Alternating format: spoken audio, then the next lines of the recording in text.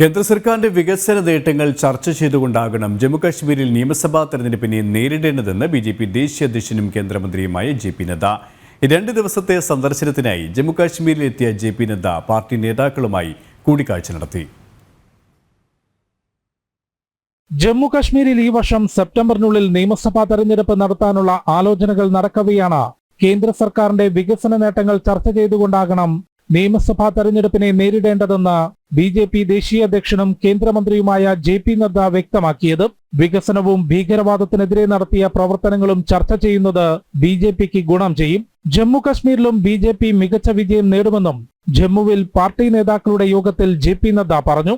Jammu Kashmir BJP president Ravindra Raina, പ്രഭാരിയും ദേശീയ general സെക്രട്ടറിയുമായ തരുൺ ചുഗ്, ജിതേന്ദ്ര സിംഗ് തുടങ്ങിയ മുതിർന്ന നേതാക്കളും യോഗത്തിൽ പങ്കെടുത്തു.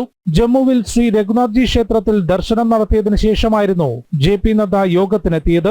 2 ദിവസത്തെ സന്ദർശനത്തിനായി എത്തിയ ജെ.പി. നദ്ദ ഇന്നലെ ജമ്മുവിൽ നടന്ന ചടങ്ങിൽ ഡോക്ടർ ശ്യാമപ്രസാദ് മുഖർജിയുടെ ഛായാചിത്രത്തിൽ പുഷ്പാർച്ചന നടത്തിയിരുന്നു. ജനം, ഡൽഹി.